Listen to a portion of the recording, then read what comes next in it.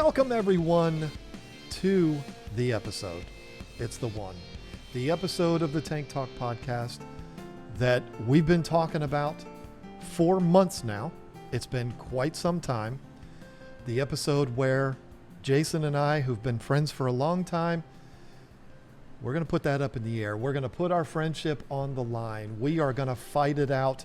For the first time, we have an episode for you where Jason and I do not see eye to eye on this topic. But Jason, I'm going to leave it up to you to announce what it is, even though the people have already read the title.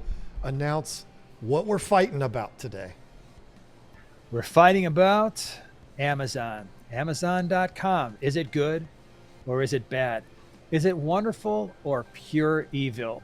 We're going to talk about that today. It builds on a video that, John, you did on KG Tropicals, where you discussed your distaste for Amazon. And I have always maintained that I find Amazon to be a very important part of our economy. And so we're going to talk about that today, directly how it relates to fish keeping. We will not be using, there are some ground rules here. We will not be using any serious swear words. No personal disparaging attacks towards each other or you, the viewer. And we would love to hear from you in the comments section below. What are your personal thoughts on Amazon? Do you love it, hate it, or are you indifferent to it?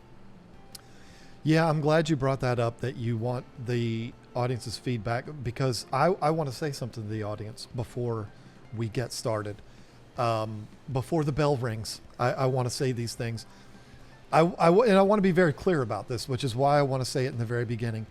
If you are someone that's listening to this and you are an Amazon user, like so many of us are, I mean, I order stuff from there from time to time, not aquarium stuff. I will not do that. I am not a guy that's going to sit here and say that you're a bad person if you do that. Jason's one of my best friends and will still be after all of this, even though he does see the other side of this argument. I'm not somebody that will, look down on someone because they do something that I don't like. I just want to be very clear about that. I have my opinions about it. I'm going to make my arguments about it. Just like I did in that video. We're going to touch on some of the things that I touched on in that video. And I said it multiple times in that video. I want to be very clear. You got to do what you got to do. And I'm not mad at you if you use Amazon for your aquarium supplies. What I want to get through, though, is an understanding of how that impacts the industry, how I believe that it impacts the industry. And I told Jason before we pushed record, I'm really looking forward to hearing his argument, because I can't see the other side. I can't understand how somebody could be the opposite of the way I feel about this. So I don't understand why you would do that, knowing the impact that it has on the hobby, but I'm not going to ridicule you. I'm not going to look down on you. If you put up a comment in here praising Amazon and saying it's the best thing that's ever happened to fish keeping, I will not be deleting that comment. If you cross the line, I will, but I'm not going to do it just simply because I disagree with you. I believe very, very strongly that we can all be friends and still have different opinions on things. It's totally fine. The last thing I want to be clear on, I am going to describe things in this podcast as cheap Chinese stuff, that Chinese manufactured thing, Chinese this, Chinese that. Understand, folks. I've got members of my family that originated in China. I do not have anything against Chinese people. What I am against is the practices that impact our hobby. And so the best way for me to describe those things is that cheap Chinese thing, just Chinese that. If all of this was stuff that's being made in Japan, I'd be saying cheap Japanese stuff. I mean, has nothing to do with the people. It just describes what it is and where it came from. So with that being said, I'm not going to keep repeating that, even though I'm probably going to want to, and I am someone that's known for repeating myself. I wanted to get it out first thing, because this is not something that you should be offended by, what I'm talking about here today. This is just simply creating awareness for what's going on in the hobby. There you go. Or in our industry. It's not necessarily direct impact on the hobby, although I could make the argument that it is. It's more the industry that's being affected by this, which does trickle down and affect the hobby. But that's what we're talking about today. So I don't even know. We don't have a plan of how we're going to do this. The bottom line is, we're going to talk here for about an hour, but the bottom line is I'm right and Jason's wrong. That's all we really need to know about this. But you be the judge, oh viewer, oh wise viewer. I call upon you. The interesting thing start about it out, man. Give me something to work with here. I mean, you've got some opinions, and I can certainly offer counterpoints, if you will. Well, I'm not going to do what I did in the video, where I kind of went through the history of Amazon and all of that. Briefly, I did that in the video. I want to start it off by saying, in the beginning, Amazon was great. It was great. When Amazon first became a thing, even though I hated them even then, 2013, I hated them because I would be in my store. I owned my store, my fish store, and a customer would be in there and they'd be looking up prices on Amazon of the products that they are standing in the store looking at. I didn't like that, but Amazon at the time was a good thing. It created competition. It was a good thing because everything that we see on a daily basis, the foods that we use, the products that we buy, they were all available on Amazon, and there wasn't the pricing issues that there is now. They were all on there. They've been overrun by other things now, but it's kind of difficult now sometimes to find Ceche products on there, Fluval products on there, because those companies are so strict of not wanting their products sold on Amazon. You can find them, but they're not with the blessings of those companies. But in the beginning, they were, because Amazon was just another avenue to sell these products. And I think they were good then. But then some shady practices started happening. And that's when, to me, things turned south. And I think that I gave a lot of examples in the video of like turning points for Amazon. But I think one of the biggest turning points was when they opened the website up to third-party sellers, which meant people like you and I could sell on Jeff's website. And what that brought was people that started undercutting and undercutting and undercutting and undercutting and cheating the system. And that's when things really went south, because you had products being sold on there for way below what they're supposed to be sold for. And to me, that's when this all kicked off and made Amazon the enemy and made me call them the devil. That's when things really started to go bad. But I'd like to know your early thoughts here as we get into this. So I've always thought Amazon was a very valuable component of our economy. And the best example I can give, if you allow me a minute to talk about a non-fish related example. When I was a kid in the 1970s and 80s, I collected baseball cards.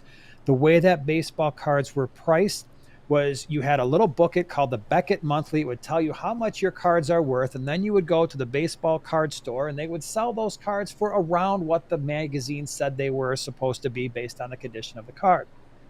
When the internet came out, that all changed. And we started to realize, wait a minute, these cards are not nearly as exclusive as these baseball card people made themselves out to be. And so you could find these things for a lot less. And what wound up happening is these cards you thought were worth $100 were actually worth $10 because everybody had them. Everybody was trying to sell them. It's no different than what's happened in retail. In retail, what happened was in the past, the only people setting the prices were the manufacturers. Were telling the storefronts, the retailers, this is what you must sell our product for. It was highly controlled. The internet and Amazon being part of that changed the game because now you had a lot more people coming on. And you have what I love about Amazon is you have what I would call true price discovery. A manufacturer can say whatever they want. This is what we think our product is worth. This is what you have to sell it for. The retailer can make a decision based on that to sell it for at that price or more based on what the manufacturer says. But in the end, they're actually powerless because who holds the power is the buyer, the person who ascribes a value to that product. Ultimately, they are the ones that decide whether or not that product is worth the suggested manufacturer's retail price, the discount price, the on sale price. And that's true of all products. It's always the customer who actually sets the price. That's what the internet has done. That's what Amazon has done. It's said, hey, you know what? We know that traditionally there have been certain prices set for certain products, even related to fish keeping. However, when you have enough competition, you start to get true price discovery. This is very true. Can't argue with you on that. This is very true until it's not true. You're absolutely right. I agree that a product, I don't care if it's this Canon M50 lens cap, this thing is worth. Are you using the M50 too? No, I don't even know what this is. No, it's got to be from my whatever that thing is, that I think Canon you have 80D. 80D, yeah. Your camera's a little better than mine, but this Canon lens cap to someone might be worth $1,000, but we all know it's worth just a couple cents. I mean, an item, no matter what it is worth what the customer will pay it for. This is how athletes get $25 million a year contracts, because that is what the industry has deemed them to be worth. So it's the customers. I agree. They are the ones that dictate what something's worth and what they're willing to pay for it. And that all works perfectly fine, except for something that you missed when you talked about that, which is the minimum advertised price, or MAP price. So this is where Canon says, okay, keepfishkeeping.com, selfish plug, buy there instead of Amazon. Keepfishkeeping.com, you can sell this for whatever you want, but you can't sell it for below $5. And the reason why is because if you sell it for lower than $5, you're gonna undercut everybody else. And so they set the minimum. Now, that doesn't mean I can't sell this for $50. If someone's dumb enough to pay me $50 for this, the customer has determined that it's worth that much. And so to them, it's worth it. They're willing to pay it. I'm ripping them off. I got bugs landing on my face. It's like they're arguing against me too. Come on, get out of here. They know I'm deep in thought, so these bugs want to get me. I'm not a scumbag that's going to rip you off and sell this to you for $50.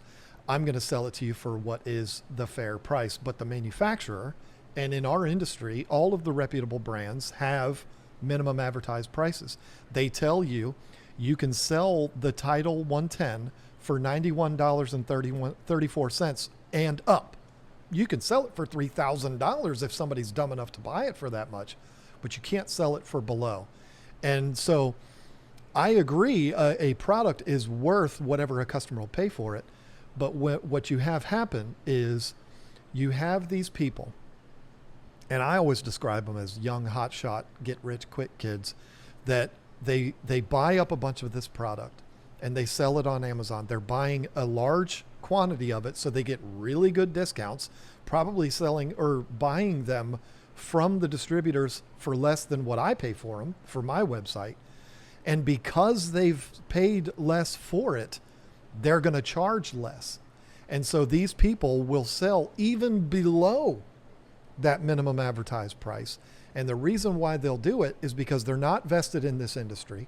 They don't care about this industry. The only reason they picked up that product is because they saw it on a hot items list on the Amazon seller data or dashboard. They see it on there as a hot product, so they pick up a whole bunch of them. They don't care about meeting advertise or minimum advertised price, because once they're sold out, they're going to move on to another product that's in the makeup industry or the automotive industry or whatever. They don't care. All they care about is selling the product that they have, getting it out the door as fast as possible. And what they're willing to do is something that most aquarium retailers are not willing to do. They're willing to take very, very little profit and make up for it in volume, which is the Amazon model from the very beginning. Was, we're just going to make a little bit of a profit on each product, but we're going to sell so much of it that we're going to make billions and billions and billions. That's not a bad model. I mean, that makes sense. You make up for the lower profits, you make up for in volume. That's how Walmart and all of these big giant retailers have become successful.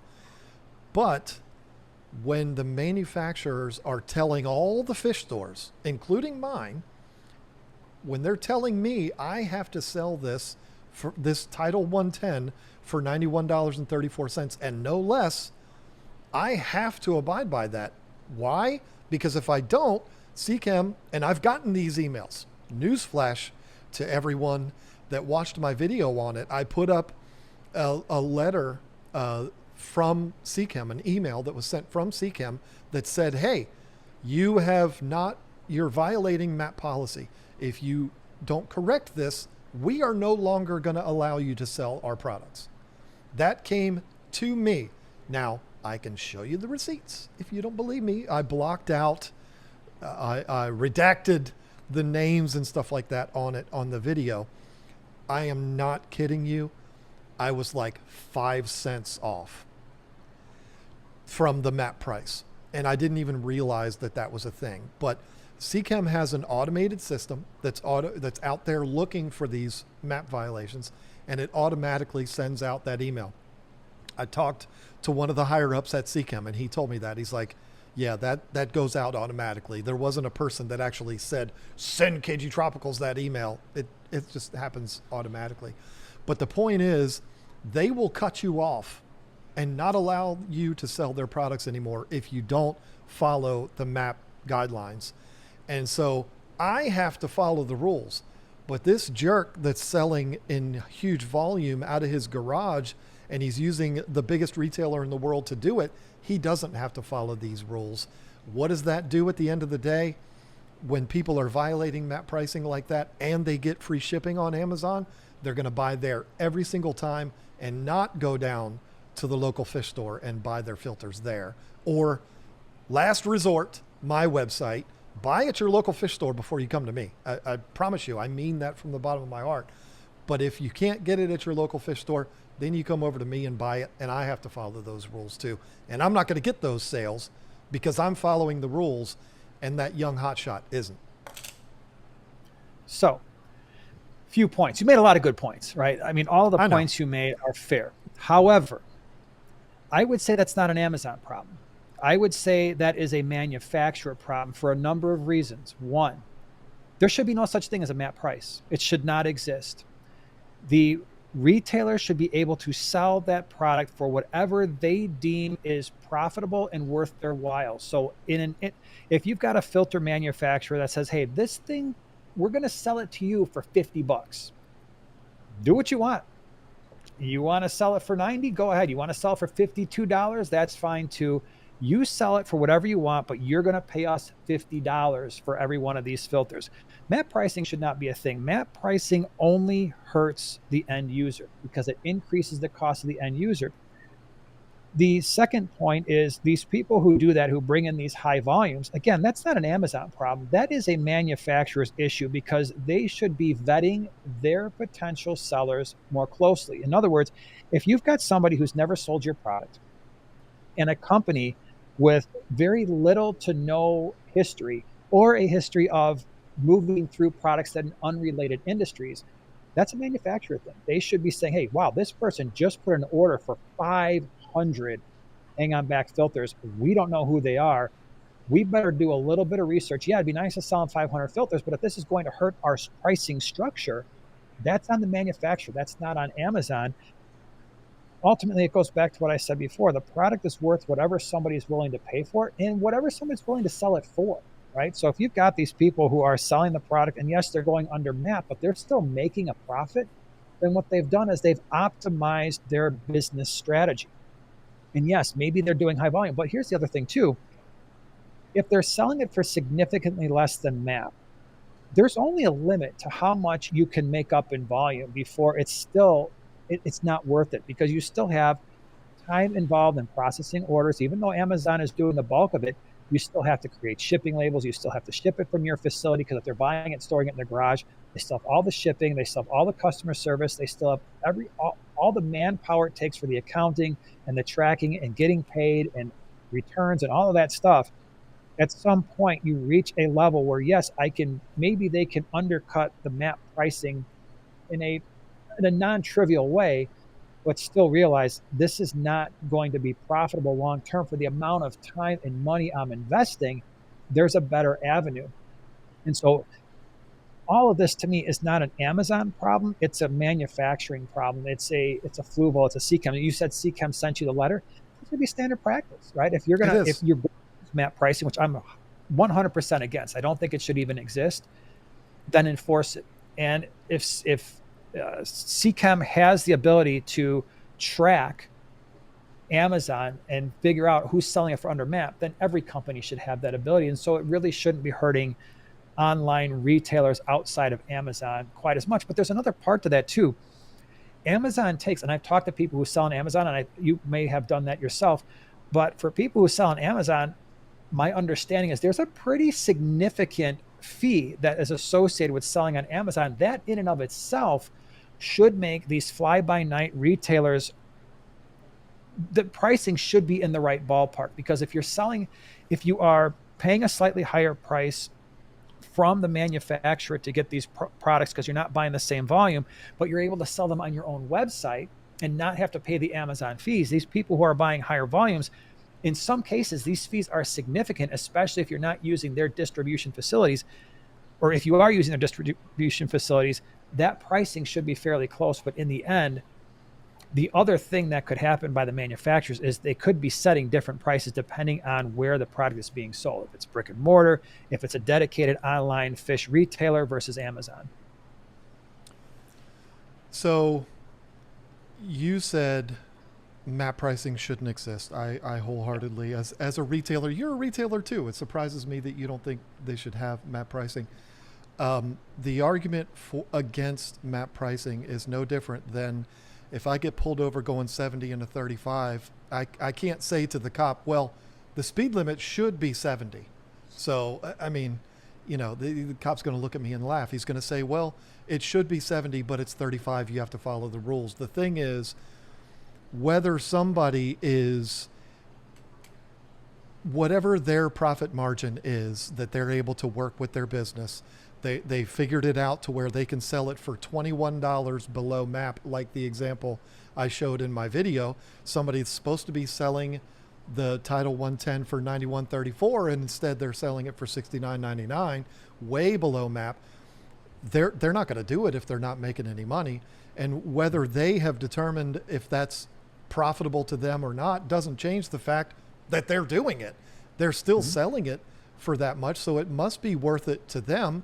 The fact that they sell in high volume, maybe they're only making $5 per filter, but if they sell 1,000 of them, which is not unthinkable to think that they could do on Amazon because so much gets sold on that site, well, they're still going to make $5,000 off of it. So it's worth it to them. I'm not the one that determines what is worth it for them.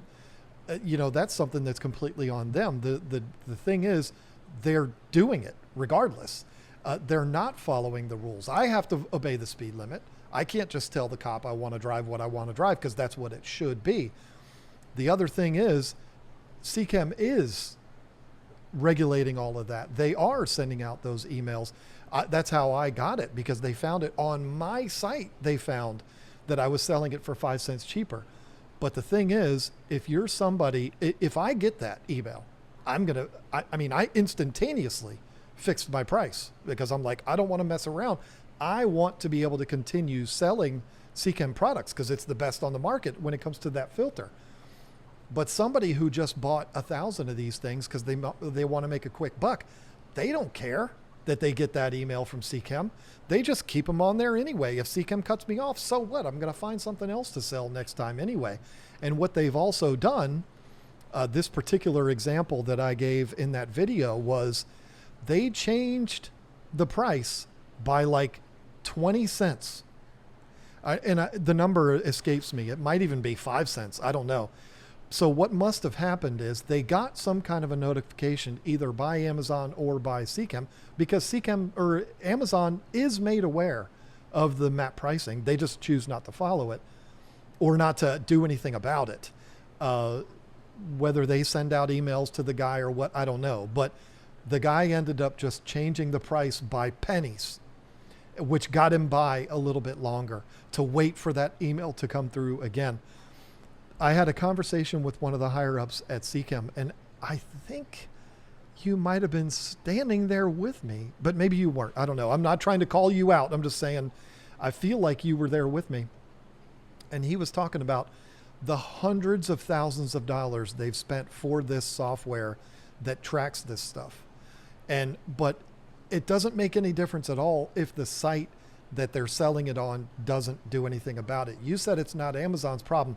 It 100% is Amazon's problem, because it's their site that it's being sold on. If they know people are getting undercut and getting, well, the retailers are getting ripped off, they shouldn't be allowing people to do that. I live on a country road. It's 55 miles an hour on my road, which I think is way fast. I can't just go put a sign in my front yard that says speed limit's 35. I can't make that rule up. So people follow the rule, or I actually said that the wrong way. I can't go out there and put a sign up that says 70. The speed limit's not 55, it's 70. Drive as fast as you want. I can't determine that. I have to follow the rules. And yeah, so should Amazon. Yeah, no, I understand what you're saying.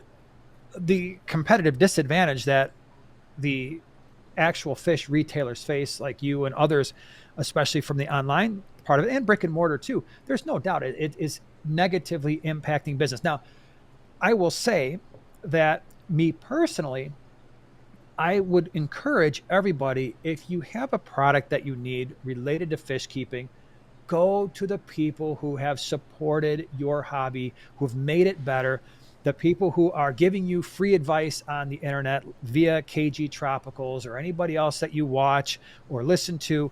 Those are the places you want to support. You want to support the people who have supported you, right? There's no arguing against that. So 100%, independent of the whole, is Amazon bad, good, bad, or indifferent? My personal feeling is go to the places who are truly embedded within the hobby, right? Who truly offer great advice, who are supporting the hobby, who are supporting the community, who are helping build the communities, right? What does it matter if you can buy something for $75 on Amazon, but your favorite, you go, in your case, you go to your website and it's $5 more?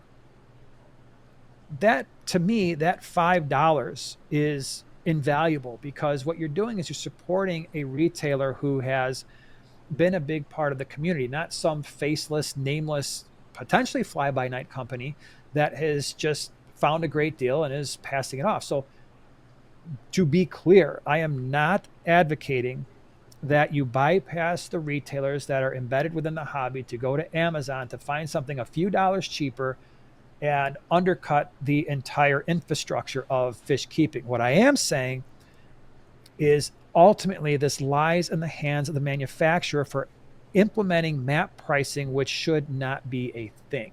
I'm not saying you as fishkeeping.com or anybody else in the retail industry can just be like, okay, yeah, that sounds good, so I'm not going to follow it, and then wind up losing my connections with these retailers or these manufacturers. You can't do that. But what I am saying is this problem is ultimately not an Amazon issue. I disagree. I don't think it is their responsibility to enforce MAP pricing. It is the manufacturer's responsibility to invest the money. If MAP pricing is the way they want to go, and MAP pricing is important to them to keep a stable environment for their retailers, then it is on them to go out and find the people who are doing this. And more importantly, again, I'll reiterate, it is on them to better vet the people who are selling their products. That is 100% on them. If they let's face it, they're not stupid, right? These people are experts in what they do, or at least they should be, or they shouldn't have a job where they work. They should know, if I get an unusual order from someone who's never ordered before, from someone we don't know anything about, from a company who has a sketchy history or no history at all, we deny that order, because all they're going to do is send out those 1,000 filters, flood the friggin' market with undercut filters, hurt all of our retailers, brick and mortar and internet retailers in the process. And now our sales are going to be down and all of our retailers are going to be hurt. Well, that's on them. That's 100% on the manufacturer to have the systems in place, to have the programs in place, to weed that out, to vet that. It's not on Amazon. Amazon is basically, when it comes to retail, more or less just a storefront that's saying, use our platform. It's just a platform. Use our platform to sell your stuff. That's it. Now, could Amazon work with the manufacturers to an extent? Yes, but it's ultimately all on the manufacturer at that point. And I will reiterate once again, I think it's MAP pricing in and of itself is stupid. I think you as a retailer and everybody else as a retailer should decide for yourself, can I bring this in? Can I make enough money per unit to make it worth my while? And let the market decide in the terms of the retailers out there, both brick and mortar and the internet sales, let them decide what the actual selling price is.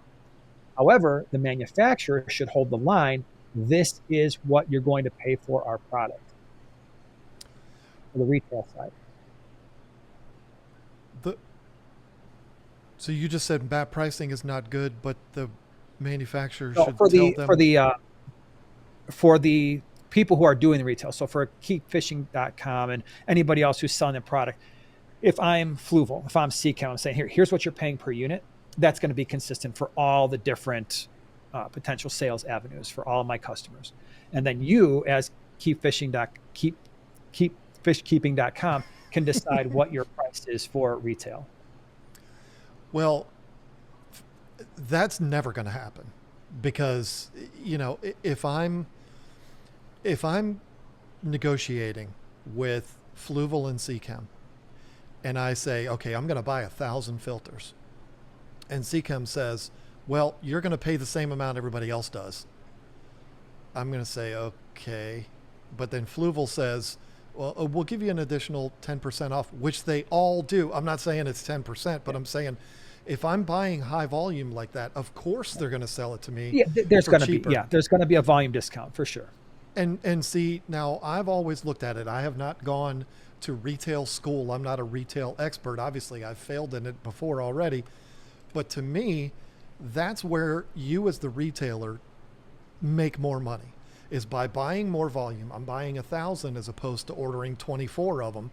Therefore, I'm paying 15% less, but I'm still selling them for what I should be selling them for. So I'm making 15% more than if I had only bought 24 of them. That's where the real money comes in. But instead, a lot of people do it the opposite way and say, well, I'm just going to pay whatever I have to pay, but I'm going to charge less. And I'm not, I'm just going to make up for it in volume. I don't think you and I are going to get on the same page as far as whether or not it's Amazon's fault. But what I will tell you is the manufacturers, at least the ones that I've talked to 2 major manufacturers. One of them forbids their products from being sold on Amazon. And guess what? They're still on there, because you're an independent seller. You can sell whatever you want on Amazon. Amazon doesn't do anything about that. And Amazon is also told, these are what our MAP prices are. And I believe with this one example in particular, if I'm selling a product for $21.99 cheaper than MAP pricing, and Seachem messages me and says, hey, knock it off or we're going to cut you off, I can't just change the price by 20 cents and have that fix the problem. But if Amazon, this is what I believe happened, because Amazon on their seller website actually says you have to abide by MAP pricing. That's how the industry works.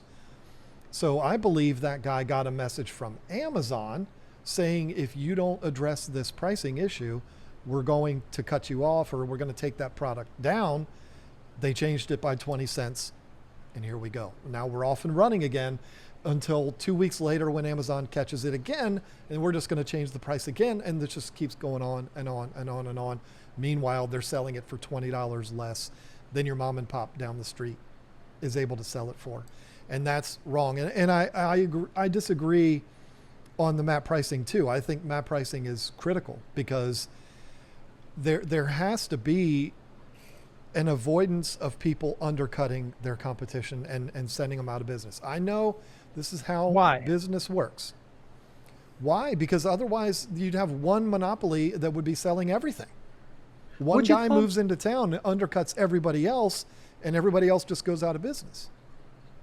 But I think in theory that seems like a possibility, but I don't think in reality that's ever happened, right? In almost any industry you look at, when it's well balanced, and I would consider the fish keeping industry to be pretty well balanced in terms of the products that are offered in every category, whether it's filtration, heating, lighting, it doesn't really matter. There's a lot of different products that can be offered at a lot of different price points.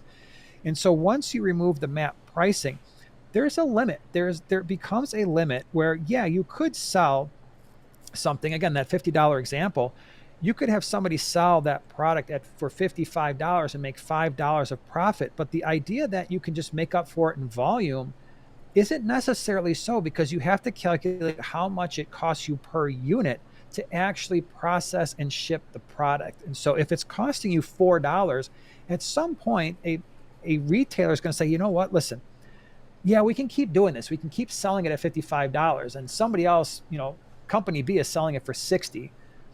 They're selling less, to be sure, but they're actually making far more profit. Good business is going to say, we're going to lower it as much as we can while still making it worthwhile. We certainly can't take a loss. We have to be super efficient. And so there are aspects of, are you efficient? How is your marketing for your business?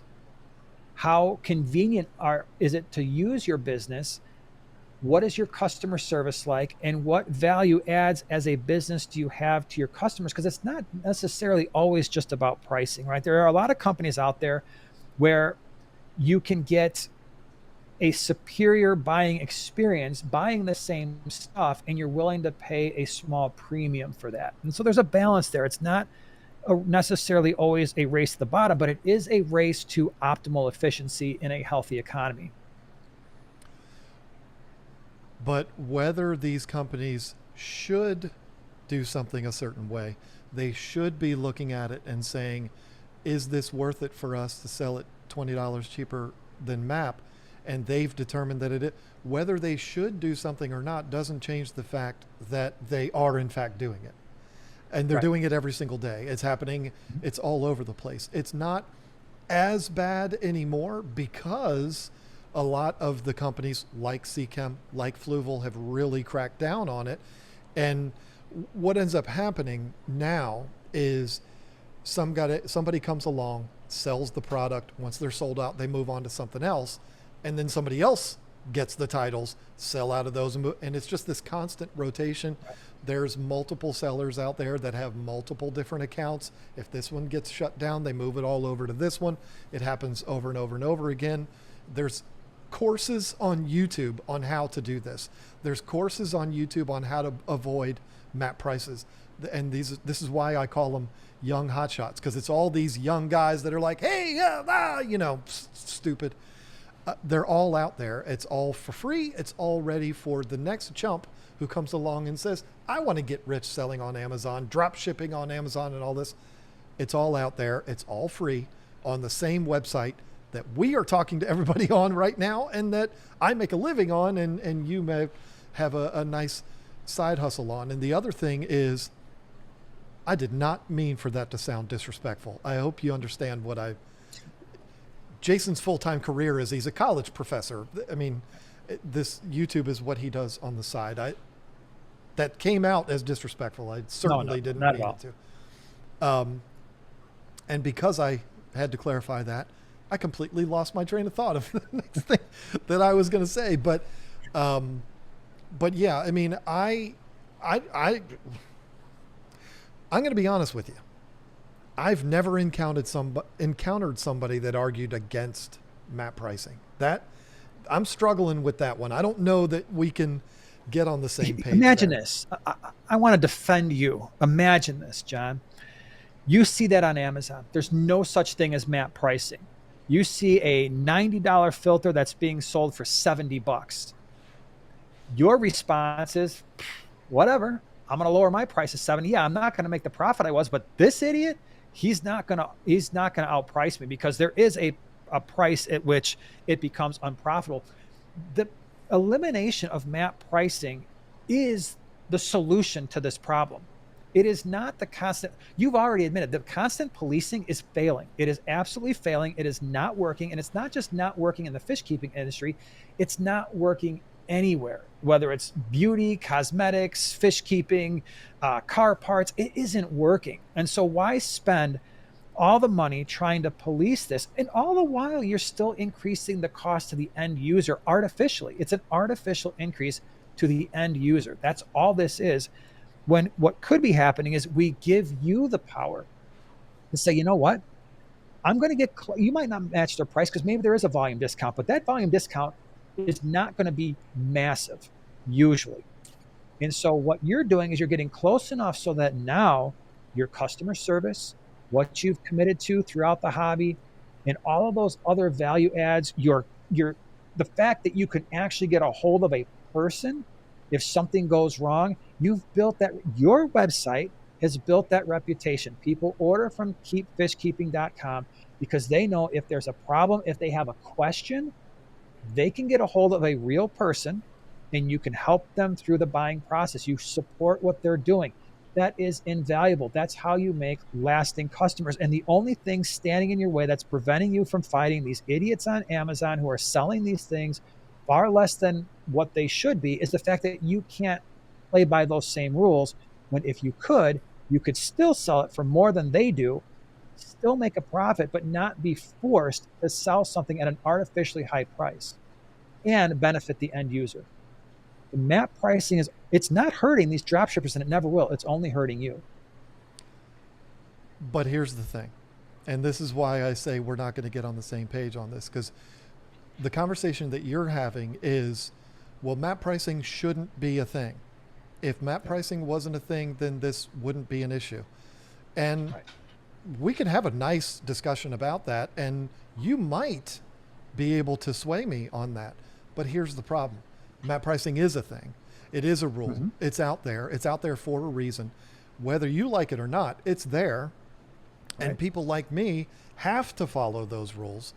And so, regardless of what the way we think things should be, like I think I should be able to drive 70 out there, but the cops aren't going to agree with me. It is there. And, we're not going to get them to do away with it, because the reason why it's there is because there'd be one retailer for everything. And, that's catastrophic especially for me, but for a lot of people. Every brick and mortar would shut down. There'd be one which is willing to operate on low profit margins or none at all, basically run at a wash, and while everybody else goes down. And that's why it's there to begin with. So I guess I disagree on that, because I don't think that people are willing to run a business and make no profit. The point of business is to make money. So I don't think I don't ever see a situation where economically you're down to just one retailer who's the most efficient, because you have so much more at stake and so much more that plays into a buying decision other than just a straight up price. Two, ultimately, the conversation about map pricing does relate back to our original topic, and that is it Amazon that sucks? What's the cause? The ultimate cause is not Amazon. The ultimate cause is the artificial price inflation from map pricing. It's not Amazon per se. Amazon, again, it's just a program that people use to sell their stuff. It's an infrastructure. The map pricing is the ultimate problem, which relates back to the manufacturer, not Amazon. We're not going to agree on that. So let's move on. So for everybody in the comments, we're going to go ahead and move on. Let us know what you think about map pricing. It's one of those things we can keep beating this dead horse, but it's not going to change anything. I mean, and sure, everybody in the comments, let us know who won that side of the argument. But there's more. There's more to it. Oh, but wait, there's more. I described it in my video as people taking advantage of our stupidity. And I said our stupidity, not just, the person watching, but everybody's, because we've all taken advantage of this and we've all probably been burnt a time or two. This is where the word Chinese is going to be in this conversation a lot, because that's where it is very prevalent that it's happening. There's always been knockoff stuff. But in the case of fish keeping, there are things that are dangerous and there are things that are contributing to that. Nobody wants to go to the local fish store because they can buy things so much cheaper on Amazon. And let's face it, Jason, you and I are two guys. We're both 50 years old. We're both in wonderful marriages. We're in the golden years. Both of us make a decent living. I don't think either one of us are rich. You're a lot richer than me, but neither one of us are rich, but we are the kind of people that could say, I'm perfectly fine paying $5 more to go down to that guy because I like him more and because he's better than me or better to me than this other place. But the reality is, particularly now, so many people, and I find myself in this position too, have to go where things are cheaper. And so those people, including me, are being, and I'm sure you, taken advantage of by cheap, disgusting crap products being put on that website with no regulation at all. You can say it's not Amazon's fault. That's fine. No regulation at all being put under there. The products themselves, the way they're manufactured, are not being regulated. They don't have to follow the same rules that you and I would have to follow if we created a product, certain security standards or safety standards and stuff like that. We have to follow all those rules, but if it's being manufactured in China, they don't. So what's happening is, I shouldn't use this because this is a perfect example of a product that's manufactured cheap in China. This probably is too. So much of what we use these days is Chinese manufactured. And I don't have a problem with products that are manufactured in China. I honestly don't. I sell products that are manufactured in China. But what I do have a problem with are the people that look at Amazon and they say, okay, what's a hot product? What's something that's selling tons and tons and tons? 50-watt aquarium heaters or 125 watt. It doesn't matter the wattage. Aquarium heaters are a big seller. Let's make the cheapest, most basic, most products that neither Jason Adams or John Hudson would use in their aquariums, even if they had a gun to their heads, but cheapest, bottom line piece of junk. It doesn't matter because it's going to sell, because it's on the biggest retail website in the world. We're going to sell this product for $6, where all of the name brands are selling theirs for $30. Everybody's going to buy our junk. And what that ends up happening is, we talked about it in the episode where we talked about where to spend money on. You end up getting a bunch of junk in your aquariums that's going to cause a lot of problems. One, it could be a hazardous situation that burns down your house or kills the animals in your aquarium, or maybe not as severe as that, but maybe it's just so bad that it's frustrating and you can never seem to get a hold of this thing because everything keeps breaking and you get frustrated and you quit. I am in the business, and you are too, of keeping people in this hobby. This is why I named my website keepfishkeeping.com. I don't want them to buy these products, not because I want them to buy from me, but because I don't want them to deal with what they're inevitably going to deal with buying these cheap products. And not only that, the only people that make money on that are the people that are running the scam, and Amazon, the devil. So that has become really prevalent. And when I said earlier, you don't see as much of the Eheims and the Fluvels, and you might be able to find them if you dig far enough. But if you search aquarium heater, if you search aquarium filter, you're not going to find Seachem Tidal, Fluval Aqua Clear, Marine Land Penguin. You're going to find blah, blah, blah, blah, blah, blah, blah, a bunch of names that you can't even pronounce that are on there that are selling their products for 1/4 the price of the name brands. And that's people taking advantage of our stupidity because they know so many of us, particularly now, are just looking at the dollars. They're not looking at the quality and the warranty and the backing from the manufacturer. Good luck if you have a manufacturing issue with one of those products. They're not looking at that. They're looking at price. And So tell me I'm wrong there. no. All right. So there's a lot of agreement on that particular point. However, I don't think people are as dumb as we're not giving them credit for. I don't know if that makes any sense, but I don't I think didn't they call are. people dumb. No, well, I don't think that they are as uneducated when it comes to product choices as we they're made out to be in terms of Amazon, because look at it from a different perspective. First of all, you would be hard pressed to find anything that isn't from Chinese origin. I mean, let's face it, people now, oh, you went to Walmart and bought the cheap stuff, right? So it's not just Amazon. It's the discount retail brick and mortar stores as well. And people have an understanding that when they're buying discount products, they're getting discount quality. That is just, I think most people understand that. Now, do they realize just how discount quality some of these products might be at first?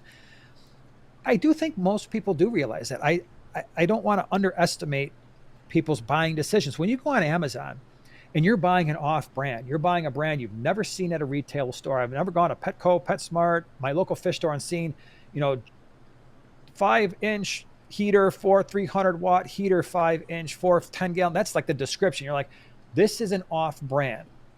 I am not going to be getting the same quality as these higher quality brands.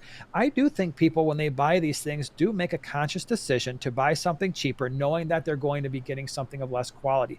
I don't think that most people are like, oh, this $6 one is going to be as good as a $30 one and it's going to last forever. But not only that, once they do make that mistake, they rarely make it a second time, right? It's not like they go on Amazon, buy that $10 heater that should be $30, throw it in their aquarium, and in 2 weeks later, it breaks. Those are the reviews you see on Amazon. And by the way, that is something that Amazon has that most other websites don't have in nearly the same volume, and that is the product reviews. You can make an argument that some of those product reviews might be manufactured, but if you sort, when I go on Amazon, I am sorting, okay, what's the latest product review? And usually there you get the truth. You see a lot of 1-star, 2-star reviews. Immediately, I'm not buying those products. And so there is a huge feedback mechanism there. And so if you go on Amazon and you can look at the product reviews and this thing's got a 3 out of 5 stars, let's face it, nowadays, if you're not at like 4.5 or greater on the 5-star Amazon thing, you're like, this thing's probably pretty sketchy. And you start searching by newest review and you're reading, this thing sucked. It broke after 2 days. This thing sucked. I couldn't find anybody to take my phone call. And product support was garbage. That next buying decision is not going to be, let me go back on and buy the Kazoo 14-watt heater. I'm going to go ahead and go to the brick and mortar store, or I'm going to order from somebody who actually did some research on the best heaters on YouTube or the best filters. But yeah, there's a lot of cheap garbage out there, but all the stuff's made in China anyway. So in terms of the standards, there are companies in China that the Fluvals, the Seachems, same, maybe not Seachem, but a lot of these companies, they're making the stuff in China, but their standards as a company is like, hey, here's the products that we're selling. Here are the materials that we're using. Here is the engineering that we did behind this. And here's our customer service to support it. We don't want to be having a lot of problems. This is how you're going to manufacture this. Where, yeah, the Billy Bob, Chinese company that's selling this $4 heater is like, just get this thing out. Let's go get it on Amazon. So it's not an Amazon problem per se. It's just a buying education problem, because you're going to have the same thing on Walmart. You're going to have the same thing at the dollar store, the Dollar Tree. You go there, you're getting garbage, right? There's a reason why, at least originally, I haven't been in one in a long time, but you're getting the cheapest possible plastic stuff that's bendable and it's breakable and it's going to last about 4 seconds. I remember buying a shovel from some off-brand place, and I put that shovel, kicked it in the ground, boom, immediately snapped off the handle. I didn't buy another one from that same place. I went to Lowe's and like, oh, here's the one that costs twice as much. It's actually going to last. So you're right. There is a lot of cheap crap out there. And the higher quality stuff, unless you're specifically searching, hey, CChem Title 110, that's not going to be the first thing that comes up. Well, and I want to be clear, my issue is not the fact that it's manufactured in China. I mean, and I know you know that, but I want to be clear for the listeners. You know, I sell a lot of products that are made in China. I hold this all day long. This, my watch, like so much is made in China, and I have no problem with that whatsoever. Everything would be 10 times as expensive if we got everything American made. I do not have an issue with products that are manufactured in China. It's some of them, the junk that's being passed on. And you say you wouldn't buy those products, but I've got the numbers right here in front of me to prove it. Because how would you, if you're wondering if something has sold a lot on Amazon, what would you look for on Amazon? Would you look for the number of reviews? No, you can search by best selling. So Okay, you can search by best selling. You can look at the number of reviews to kind of get an idea. You can search by most popular, which is often going to be similar to best selling. So yeah, you can rank on Amazon what the best selling aquarium heater or filter or whatever. I'm glad that you said that because I'm on Amazon as we speak. Told you, man, the gloves are off. I'm coming at you now, and I'm going to screenshot this, and I'm going to try to put it right here between Jason and I as we're talking here, because I'm on Amazon. I'm looking aquarium heaters. I just typed in aquarium heater, and the one that literally has the flag on it that says best seller, 1,000 plus have been bought within the last month. It says that on Amazon now, which I think is pretty cool. Okay. 21,970 reviews with a star rating of 4.4 out of 5. This is a 300 watt heater with, comes with a digital thermometer, $20.79. You scroll down just a little bit more. Now this is on my page. You know, everybody's Amazon is going to line up differently. Just below that, a couple of rows below it, the Fluval 300 watt electric heater, 200 bought in the past month, 3,382 reviews, 4.4 out of 5 stars. So, and I guess I'll screenshot that one too. So going by what Amazon is showing you when you search for these things, this is what they're giving you. The Fluval is $40. So compared to, what was the price of the other one? $20.79. The Fluval is $40.02. So my question to you is, why would you knock somebody buying a heater that costs half as much with the same number of stars and possibly the same quality level in terms of it, if the stars are the same, the price is half, wouldn't you logically assume that someone would say, you know, I could buy 2 of these heaters. So even if one craps out on me after a year, and I can buy a second one just to have it. Now, granted, we talked in the last podcast that heaters, if they do crap out on you, can mean bad things for your fish, no doubt about it. But I don't see a problem with that. If the quality is roughly the same based on the number of reviews, and by the way, there's way more reviews on that heater that's the best selling than there is on the Fluval.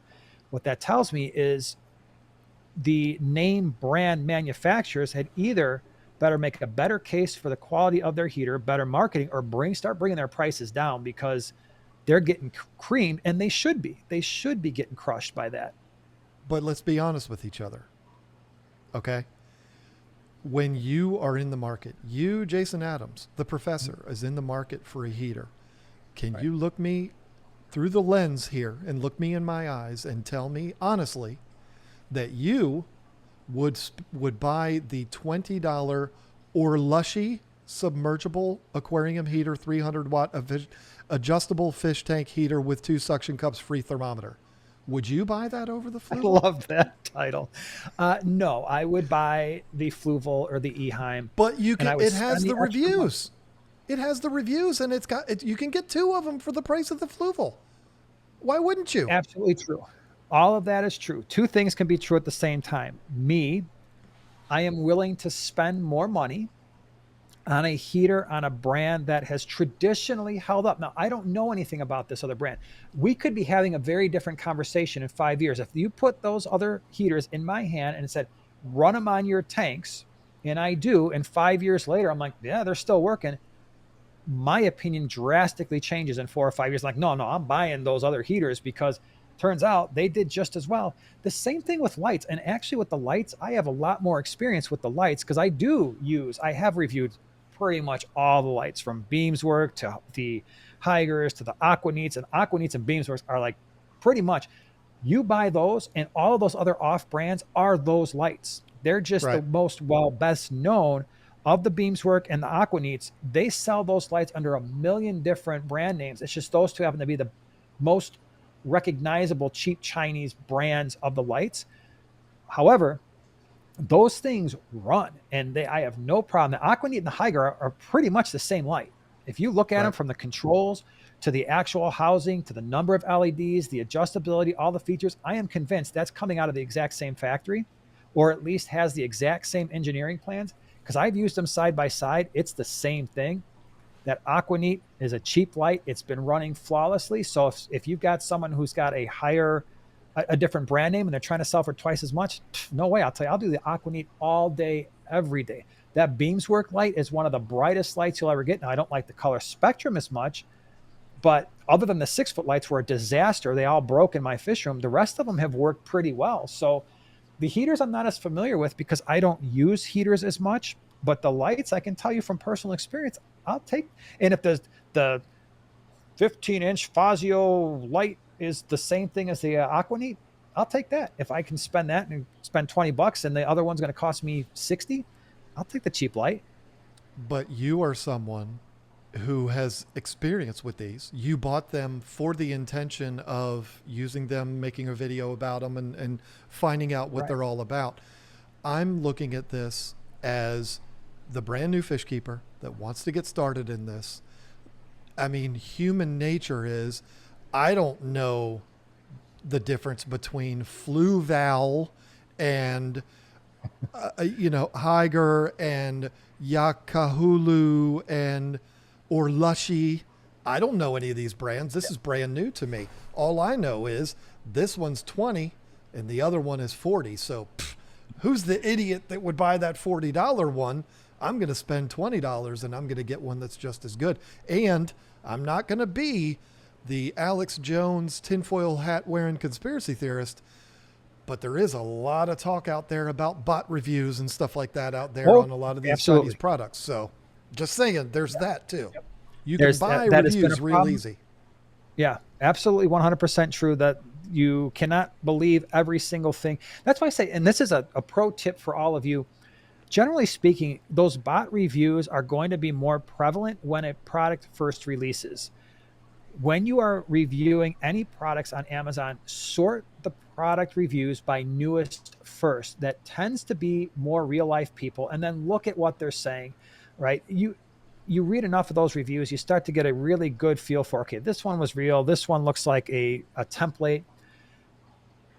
And wait, I would never buy something on Amazon that I don't know about that isn't reviewed. But the other aspect of that as well, I don't think there's a significant portion of people, and I don't know how many people that is in terms of percentage, that don't just buy products and have no information. That's why product review videos do so well. When I buy just about anything that's going to be more than a few bucks, I'm going out on the internet and be like, did anybody review this? Can I get an honest, not I a do too. chat GPT review, but I'm looking at actual product reviews. And so the Aquaneats or the Beamsworks or the Phoenix or the Fluvals or whatever, Higer, I'm looking, hey, is this light actually going to be okay? And that's why, for me personally, I do long-term reviews. So everything I review, I do an unboxing, and then a year later, I come back to it and do, okay, I this is love how that, it's by been the over way. the last year. I Yeah. love So that you do that. yeah, I don't think there's a ton of people out there that are just blindly buying products strictly based on price. And let's face it, almost everybody I think can look at Fluval, Higer, Fushiosho and find out, okay, some of these look like they're generic off brands, right? And so I guess I have a little bit more faith in people between doing watching product reviews, doing a little bit of research, kind of going through reviews, looking at, okay, what's selling, and then making that decision. And yeah, I don't fault somebody if they want to buy that $20 heater that's got similar reviews and a lot more of them compared to the $40 Fluval. I don't necessarily think that that's a bad decision. And I could see myself doing that. And if that thing works, like I said, just like if you were to talk to me 10 years ago and say, here's an Aquaneat light and here's your Fluval, I'd be like, Aquaneat? Who the heck's going to buy that? Until you do it. And those brands that are associated with those products start to build more of a reputation. Now, these ones may never, because if they're crap, they're never going to stick. But some of these off brands might be the brands we're talking about in 5 years as the bargain. Like, yeah, why not? Just go ahead and buy that one. It seems to be okay. Yeah, you never really know. Everybody has to start somewhere. But here's the other problem that I have with that. You've been to a lot of fish stores. I've been to a lot of fish stores with you. Have you ever seen a fish store out there selling an Orlushy submersible aquarium heater, 300-watt fish tank heater with 2 suction cups for free thermometer? No. And the reason for that is the same reason you wouldn't sell that. And that is the customer service is probably non-existent, right? So something goes wrong. And they're not even available. Well, yeah. So let's say, and I know you get this all the time, as do I, as someone who is on YouTube. You will get people contacting you via Amazon or Facebook or sending you an email saying, hey, I am so-and-so rep from a brand you've never heard of. Would you consider doing a review? You look at the stuff and you're like, this is one of those products that has got 50 different labels, all the same thing, all coming from China. And I ignore those things. I don't even respond because no, I'm not going to do a review on some off-brand thing that's not going to be around in a month because you've switched the brand name 50 times. So, well, yeah, and that's why the video reviews, now I'm not going to make the claim that I'm the only one that does good reviews or you're the only one that does good reviews. Let's be real. Okay. You and I have the luxury of, we've been around for a while. Our channels are pretty large. We've got a good size following. We have the ability to say, I ain't going to mess with that.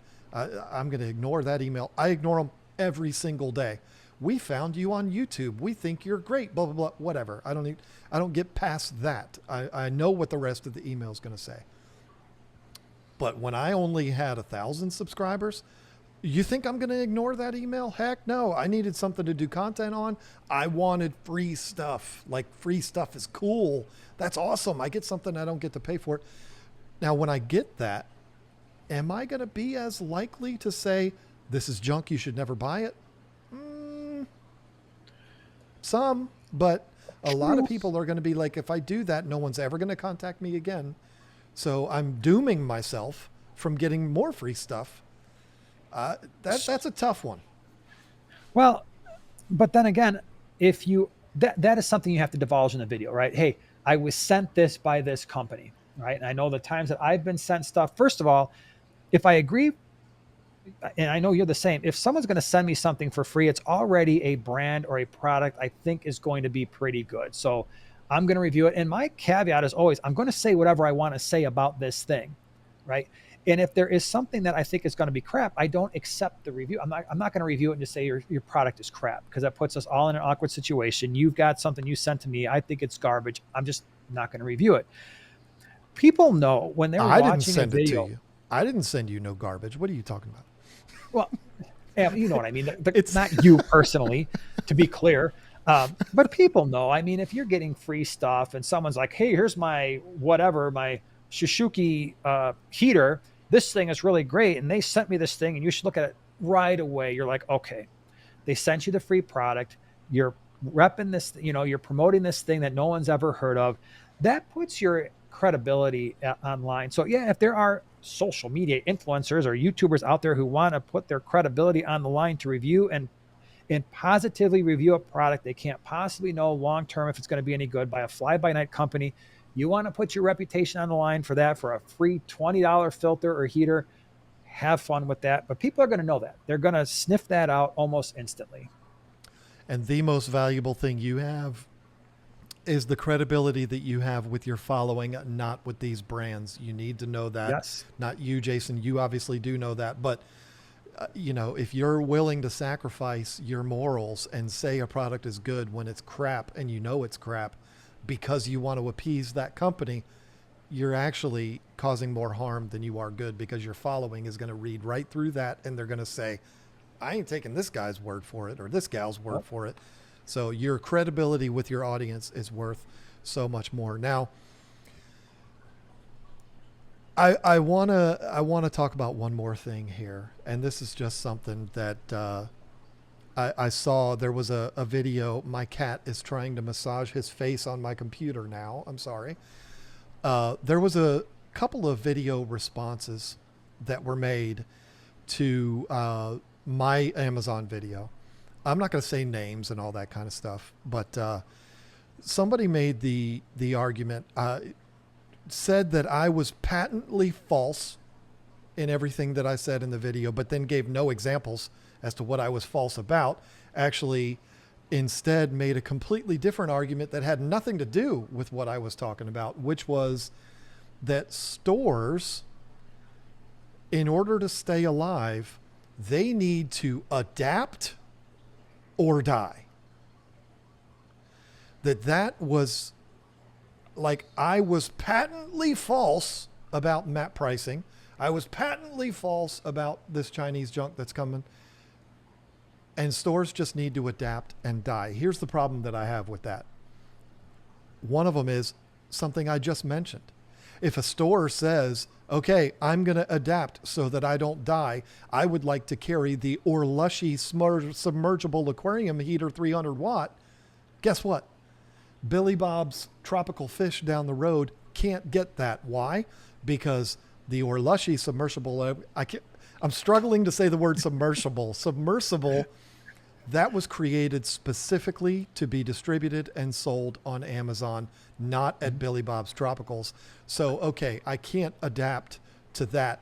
I can't adapt to all of these idiots that are cheating the map pricing system that Jason wishes didn't exist, but has to come to grips with the fact that it does exist. I can't compete with them because I follow the rules. Otherwise, they're going to shut me down. So how do I adapt to prevent myself from dying? The system is rigged against me. I can't adapt or die, or I can't adapt. I'm just going to die. Because at the end of the day, I think the majority of the people, I don't mean to monopolize this.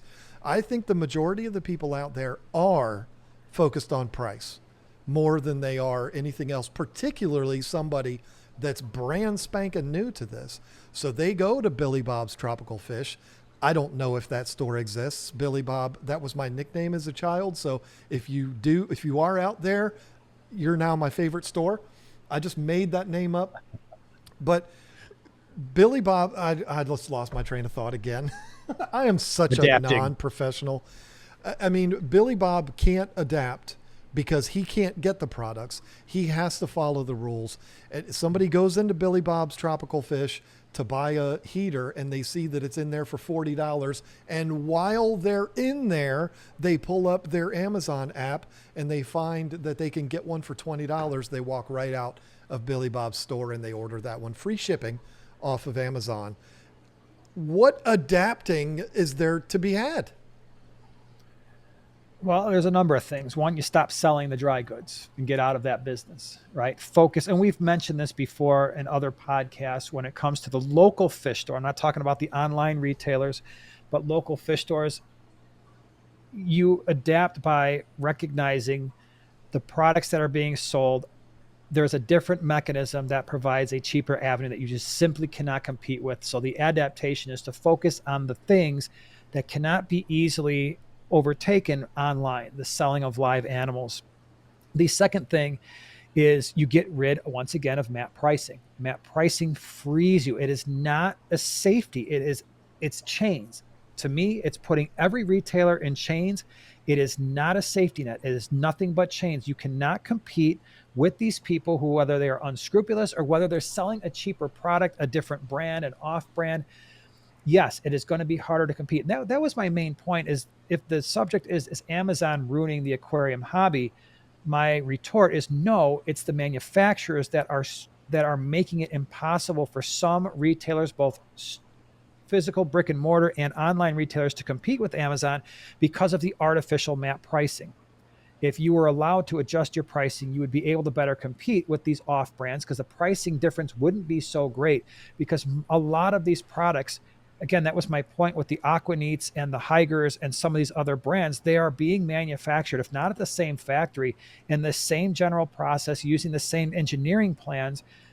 If one of them is a name brand and some of them are off brand generics that are just being more or less pushed out in high volumes without that marketing, which is absolutely happening. It's not just fish keeping, it's electronics in general. You got, oh, I've got the TV, I've got the Sanyo, I've got the LG, I've got whatever. And then you've got the off brand that's being sold somewhere else. Same thing for the most part, but it doesn't have the flashy packaging or all the marketing behind it. That's the problem. And so the manufacturers have to come to terms with, and they're putting you in a bad spot. They're putting the retailer, both online and brick and mortar, in a bad spot by maintaining these artificially high prices. That's how the adaptation happens. But you have to have the partnership from the manufacturers to be able to do that. You yourself are not going to be able to do anything. You're not stopping this. You're not stopping the 67,000 off brands in every single category of every single market. That ship has sailed. It's gone. So just like I would like MAP pricing to go away, and it still exists, you cannot wish away this competition. It is happening. It's only going to happen more, not less. And there's nothing that anybody can do about it except try to level the playing field. And MAP pricing isn't leveling it, it's making it worse. Well, listen, you can keep making the argument against MAP pricing. The fact is it still exists. If you walk into Right. Bob's Tropical Fish, Billy Bob's Tropical Fish, and he says, Jason, professor, you're an expert in this world. I need to know what I can do to adapt. You can't say, well, Billy Bob, daggone it, they should get rid of MAP pricing. That doesn't help him. No, That's what you then what wish I would say is, happen. don't sell those products. If the Well, you wouldn't competition sell is anything. great, Everything well, has no, that's MAP not pricing. true though. You listen. Obviously, while we're talking about these issues, there's still an avenue to make a profit selling dry goods in the aquarium hobby, right? We're not at a point where it's like impossible. But if it gets to a point where it's impossible, that's where you just stop. If I sell fish.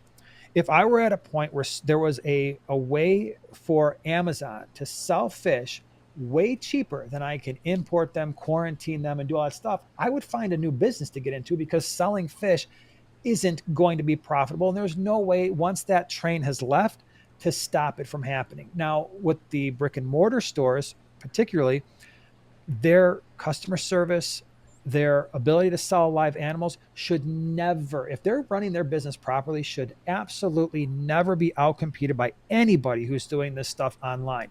That's your core. You build around that. The rest is not a profit-making center. It's support. So I would have some filters. I would have some heaters, but that's really for the person who's walking in like, hey, I want to set this up. I didn't go on Amazon. Fine. Here you go. It's unfortunate, but I don't see a way around it, because that heater that you keep referencing, it's always going to be there. And it's probably just a slight variation of a name brand heater that's already out there. If it's reliable, it's going to gain a foothold. If it's not, people will make adjustments, as they always do. Okay. So you brought up a good point. This is an interesting one. You said if, you were saying stop selling dry goods, stop selling those manufacturers, because you can't make any money on those dry goods. Everybody's going to go to Amazon instead. Stick with the fish. I have a question for you. What is a reasonable price for any variation, just generic Neocardinia shrimp? How much would you expect to pay for Me, I'm spoiled. I can go to the swaps and pick them up for $1 or $2 a piece. at the to me is pet reasonable. store? At the pet store. At a pet store, if they want to compete, they're going to have to be maybe, again, it depends. Neocardinia, red cherry shrimp, $3, maybe less, maybe $2. Because now, again, fish are very different, because anybody can breed those things, right? I mean, you can breed, once you have them, you can breed 1 million of them, and you can sell them back to the pet store. So if I'm the pet store, my way to beat everybody else is like, I'm going to sell you these 6 things. I want your babies. I will buy them for 50 cents a piece. Bring them in, or I'll trade you, store credit. And now I'm selling them at $2 instead of $3 because I can make I can buy them for 25% of the retail price. Okay, so you would sell red cherry shrimp $2 a piece. It is reasonable. I'm looking as we speak. I'll put a screenshot up on Amazon.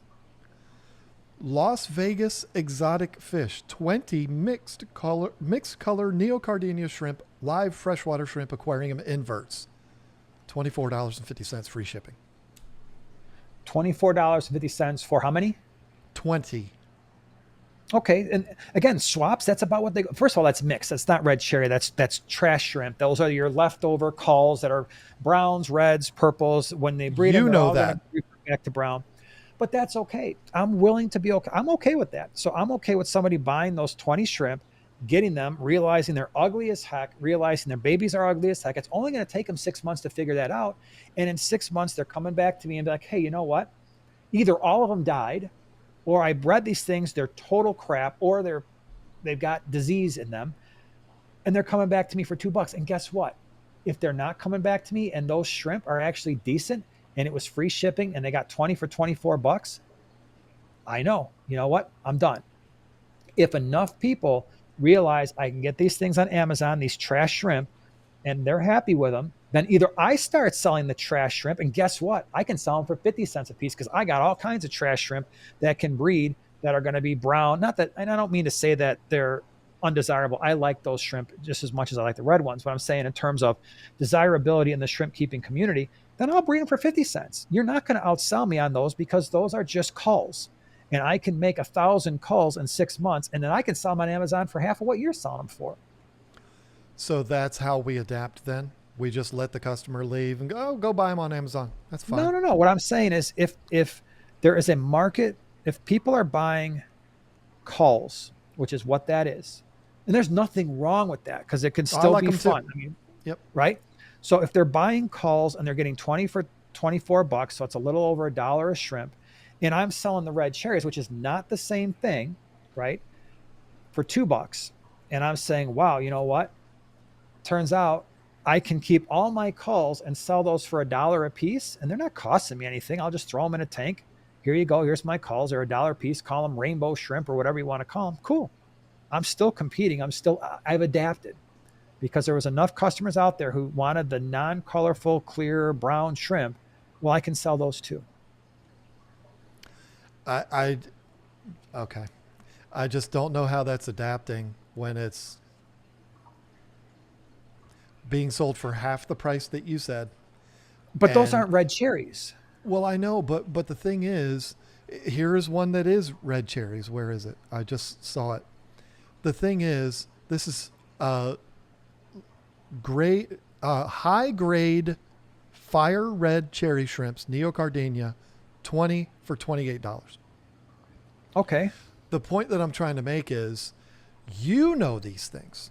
You're talking about a lot of these things from your perspective. You're a guy that's been doing this for 40 years, and you have a degree in biology, and you're an expert in this. But I'm looking at it from the standpoint of that person that just spent $300 on an aquarium that's really expensive, and they saw our podcast episode that said, hey, it's number 6 on the list, just buy cheap shrimp or cheap fish. And what we didn't know is when we recorded that, we were telling them to go to Amazon and buy them. But Nice job, dude. yeah, I did not mean that at all. I should put a caveat at the end of that. Anywhere but Amazon. But they're going to be looking price. That's what's going to be the critical thing, whether they watched our podcast episode or not. And so these are for sale for $3 or $4 at my local fish store, but I can get 20 of them for $28 free shipping off of Amazon. Yeah. I don't And know how guess you what? adapt to that.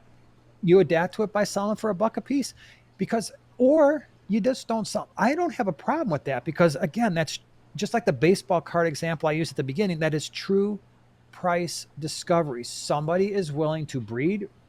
Let's assume that these are decent quality cherry shrimp. breeding shrimp neocaridina is not hard. I Mm-mm. have blue dreams sitting in a tank right there, hundreds and hundreds of them. I do nothing to that tank. Mm. I feed it. That's it. Twice a day. That is all I do. Those shrimp, the blue dreams, when I first started breeding those things, I could easily get $4 a piece for them. I don't even bring them to swaps anymore because everybody who brings them, the blue dreams, I'm not talking about red cherries. These are high quality blue dream shrimp, $1 a piece. So I will put them on the website for a couple dollars each. And if somebody wants them, I'll bag them up and bring them. But I don't bring them to the swaps anymore. That's true price discovery. And so when retailers are trying to sell those things for $4 to $5, they're only worth what somebody is willing to breed them for and ship them for and what people are willing to pay for them. And now guess what? The true price of the red cherries, the true price of the blue dreams is a couple bucks. And if you don't like that, and if you are someone who thinks that they are worth more, then either stop breeding them, breed a different strain that's less common, or get out of that business because now the price has been set. Somebody out there is consistently breeding those shrimp at $1.50 each, making enough money, and it's worth their while to bag them up and ship them. That's the price. So then, I'm not trying to be a smartass here. Yeah. I'm asking you. So, Billy Bob's Tropical Fish just called you and said, Jason, I need you to come in here. I need a consult. And he says, my store, I'm dying to Amazon. Everybody's using me to shop for their products, and then they're going to Amazon and buying them. I don't know what to do. Please help me to adapt. And you say, well, you can't compete with them on dry goods, so just don't carry the dry goods. Just Yeah. stick with the fish. Okay, Mm-hmm. but they're also selling these fish for, $1 a piece, and I've been charging $3, and your answer is, well, charge $1 a piece. At what Yeah. point are you going to basically tell them, just make no money, just That bow happens, to the big right? retailer and just give it up? You're never going to succeed. Just go. They beat you. And that happens. That is part of business cycles. That's part of life. Is Look that at how okay though? it it is for the end user. It's good. It's a good thing that the economy adapts. What should be happening in a healthy economy is deflation. I, we're going to get in. Give me 1 minute. We're going to talk about one of my hobbies is macroeconomics. I love it. I eat this stuff up for the last 6 years or so. I have just studied it tremendously. In a healthy economy, do not be lied to. Inflation is not healthy. Stagnation is not healthy. What should be happening in a healthy economy is things should be getting more efficient. Human beings find the best way to manufacture somebody. They find more efficient ways to distribute those products. Prices in every category should be coming down as technology advances, as our abilities to ship things and manage processes advance. Deflation is what should be happening. Product prices should always be falling. That's the natural order of things. This artificial inflation that we experience through government intervention is absolutely positively insane. And it's why we have the income inequality that we have. And it's why we have the economy that we have now. So now I'm going to get off the general economy thing. If I were advising Billy Bob's Aquatics, I would say, are you breeding these shrimp? If you're not, you need to start. If you're importing these shrimp and you cannot sell them after importing and all the stuff that you do for $1, stop bringing in that product. If you can breed these, you can absolutely compete. And by the way, there's absolutely no energy taken to breed neocaridina shrimp. So there's really not a lot there other than the space. Otherwise, what you need to do is do what a lot of people have done, and that is move away from selling stuff that is easily shipped on Amazon. And when it comes to live goods, the shrimp are easy to ship, right? Because they're much more resilient when it comes to temperature changes. They don't need as much oxygen. Where you should be competing is on fish, because you can go on Amazon. I don't even know if Amazon sells live fish. You should absolutely be beating them in almost every realm when it comes to live fish. Inverts are a different story because they're so easy to ship, so easy to breed, so effortless. Once you get to the live bearers, the guppies, the platies, you might have a little bit of a problem there. So don't load up on those, or you carry specialized guppies, Dumbo ears, things that are really going to stand out and be awesome. Your focus is there. Then you turn your focus to fish that are not as easy to breed, but you can still bring in decent sized quantities. This is what I do. And it's going to be impossible to get those fish shipped for where I can sell them. I'm on the same page Mhm. of Amazon as we speak. and I'm seeing neon tetras. It's not just neocardenias. I'm seeing what is that? Fire neon tetras. I'm Mhm. seeing epistogrammas. I'm just scrolling straight down. Family of 25 guppies, $70. Live bears goes along with your conversation, and I get that. Cardinal tetras, neon tetras, emperor tetras, black neon tetras, rummy nose tetras. Uh, what kind of fish you want me to look up? I bet you I can find it on Amazon. Do the black neons Did I just say black neons, or did I say? or any type of neon. It doesn't matter. Because I think I just saw those. This is real professional grade. There's CPDs, black neons. What about the CPDs? That's a good one. Oh, well, I already clicked on black neons. 10 Sorry. for, where's the price? These are not available currently. The price was $38.99 for 10 black neons. You should be smoking Amazon on that. And is that free shipping? Yes, everything is. You It's should be Amazon. smoking Amazon when it comes to neons at that price. That's almost $4 a piece for a black neon. There is no reason why you can't be beating them. Plus, they got to ship the fish. Think of all the problems you have with shipping fish. You got to regulate that, all the temperatures. Inevitably, you're going to have DOAs sometimes. So nobody, and you got to be, if you're losing to online retailers as a brick and mortar store, there's something seriously wrong with you, because the customer has to be at the door when those fish arrive. They got to take a day off of work, or they got to not work. You're going to have DOAs. There's got to be, what are you going to do in January in the northern part of the United States, or the eastern part of the United States, when it's winter out and it's now 10 below? Are you kidding me? You should absolutely be smoking people who are doing that on Amazon. And what are you going to do in Arizona right now? You're going to buy shipped fish? If you are a pet store in those areas, in the warm areas right now, and you're losing to online for live animals, look in the mirror.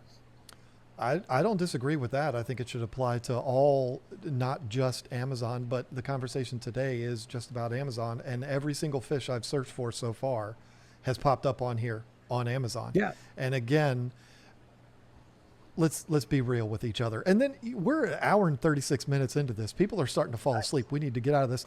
But let's be honest with each other. Whether we're talking about price or all of the stuff associated with that, people are also looking for convenience. And this is something Yes. that another person, or that person who was talking about my video and me being patently false, but then talked about nothing that I talked about in the video, said, talked about the hassle of going to the fish store. It's so, you gotta get in the car, and then you gotta drive, and then you gotta get out, and then you gotta go in. And it's like, are we that lazy now? Is that where we've gotten? Where it's so much effort for, like, I'd rather just order it from my couch. Come on, we need to go to the fish stores. Stop with all this what's most convenient. But it is a reality. People order McDonald's and have it delivered to their house for $40. I mean, remember when it was only pizza and Chinese food? Now it's everything.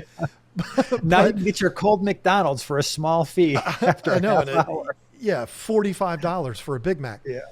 But convenience is huge, because Yeah. everybody, and I'm in this category. I'm not going to lie to you. I like am things too. to be convenient too. I can get 6 CPDs for $38 delivered to me for free. Yeah. And Whether that's a good price or not, somebody's not price shopping. They're just looking at this. Those look cute. I want those. I'm going to order those off of Amazon. And guess what happened? That is a sale that did not happen. The fish store wasn't even given a chance to prove that they're better than Amazon. I agree with you 100%. Fish stores should be beating anybody online. The most reputable fish online retailers, they should still be beating them. But Yeah. people are looking for convenience. They will pay the $40 to have fish shipped because they just don't want to get in the car. So it was like, the store's 15 minutes away. Good grief. I'm so busy. I can't do that. Come on. We're not all that busy. We can get in the car and drive to the fish store. Stop being lazy. There's another issue there, though, with the convenience. First of all, I actually agree. The convenience thing is huge for me. I'm busy. I don't have the time to drive. The local fish store close to me, not talking about the big box stores, is a solid half hour. So I'm an hour out of my day just in travel. By the time I get there, it's 2.5 hours. I don't have that kind of time. Not if I can find the thing I need on Amazon and know it's going to be here tomorrow. I'm taking that. Unfortunately, I'm taking that most of the time. If I've got the time to spend or I want to go to the fish store anyway, that's a different story. Now for fish, yeah, 100% it's the local fish store if I'm looking for something. But here's the other thing when it comes to convenience. Even if you've got the time, doesn't mean when you take the time out there, you drive all the way over there, you're looking for a specific thing that they're even going to have it. That's the biggest issue for me is I'll give you an example. You sent me a link for a lapel mic thing, right? I asked you, your audio always sounds really awesome when you do your videos. You sent me the link. I did not for a second think, let me run over to Best Buy or wherever the heck else you could potentially find those things. Because I knew the likelihood that I would find that exact thing is pretty small and I'm going to waste an hour of my day. Well, it's the same thing for fish products. I might be able to run over to a Petco or PetSmart that's 15 minutes away, but I am looking for a Seachem Title 110. That's what I want. And when I walk in there and they don't have it, I have to turn around and come back home and I just wasted all that time for nothing. And I got to go on Amazon anyway and place the order. So yeah, that's part of it. There's nothing you can do about that. I mean, unless you're going to be a retailer that's going to sell everything. If you're an online retailer, then you can look at your site or wherever else and be like, hey, do you have it? Okay, good. Then I can just order it from keepfishkeeping.com. That's the preferred way. But in terms of going to a local fish store, unless I've been in there, like I was there a week ago and I saw it, then I'll make the trip over there. But if I don't know for sure, I'm just going to order it off of Amazon. So I think that's just natural. I think we all do that in other realms, right? When we're looking for stuff, it's just what we do. There are situations, and when we were very early on in this conversation, an hour and 40 minutes ago, I said I order off of Amazon sometimes, and those microphones that you were talking about is a very good example of what I would utilize Amazon for, because I don't even know where to go to find that specific product. I mean, it's a DJI wireless microphones. Best Buy doesn't sell them. Circuit City doesn't exist anymore. Walmart doesn't carry that. What other choices do I have? And that is I actually my ordered point. mine off of B&H, by the way, just so everybody knows. So that's my point. Look at this from an electronics perspective. Do you even care that Circuit City doesn't exist anymore? Best Buy is a shell of what it used to be. Most of these Radio Shack, all these other these brick and mortar electronic stores are gone. And I would say that was the necessary thing to have happen in a healthy economy. Online retailers crushed it because it's really expensive, especially with electronics, to carry all the variety and carry the things you need. Instead, what you probably did when you first stumbled upon these things is you went on, you said, what is the best mic for YouTube? You watched some videos from Think Media or some reputable sources on YouTube, and you said, okay, here's the top 10. And then you went on the reviews to whatever website you wanted to, but it was a website. You didn't go running in your car shopping around to 10 places looking for those things, and you went and you bought them. That's the same thing that's happening in fish keeping, right? Especially with the dry goods side. You have a need, you go on, you say, okay, I don't know anything about this, best filters, and you find some videos, you find some articles, 10 best filters. You're like, okay, there's a lot of agreement on these top 3. Let me check it out on Amazon. Let me check it out on keepfishkeeping.com because I watched his review. Let's see what this is about. Boom, I'm going to order it there. That's just human nature. That's never going away. That ship sailed 15 years ago. I know you're right, and I agree with you 100%. But I also know I'm kind of the anomaly when it comes to that, because you and I grew up, there wasn't this. The only ordering of anything was sending a letter to a address you got in the back of a comic book or something like that. I mean, there wasn't ordering stuff. I mean, it just didn't exist.